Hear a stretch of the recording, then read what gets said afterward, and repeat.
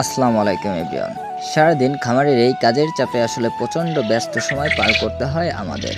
তবে তাই বলে কি একটু আনন্দ ফুর্তি করব না, তা তো আর হয় না।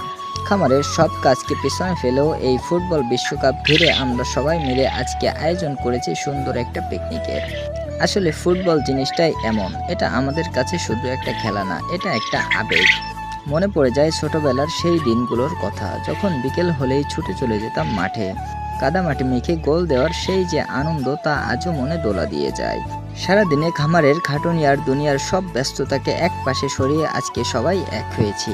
একসাথে মিলেমিশে রান্না বান্না, খাওয়া দাওয়া আর ফুটবল নিয়ে বন্ধুদের সাথে এই যে খুনসুটি আর চায়ের কাপে ঝড় তোলা আড্ডা, এই মুহূর্তগুলো আসলে বেঁচে থাকার আসল রসদ যোগায়। এই আনন্দটা আসলেই অন্যরকম। তবে ভাই, আনন্দের এই মুহূর্তের মাঝে একটা জরুরি কথা না বললেই নয়। এই যে খেলা বা বিশ্বকাপ নিয়ে আজকাল চারিপাশে অনেক নেতিবাচক ঘটনা শুনি। অমুক তমুক দল সাপোর্ট করা নিয়ে কথা কাটাকাটি, মারামারি, হানাহানি, এমনকি খুনোখুনির মতো জঘন্যতম ঘটনাও ঘটে যায়।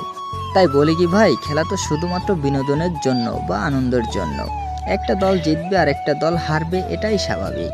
কিন্তু এই দল সাপোর্ট করা নিয়ে নিজেদের ভিতর রক্তারক্তি করা কোনো সুস্থ মানুষের কাজ হতে পারে না।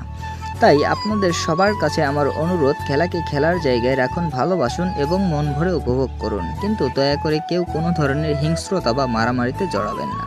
নিজেদের জীবন ও অন্যর জীবনকে হুমকির মুখে ফেলবেন না। দিন শেষে একটা কথা মনে রাখবেন, আমরা কিন্তু সবাই ভাই ভাই।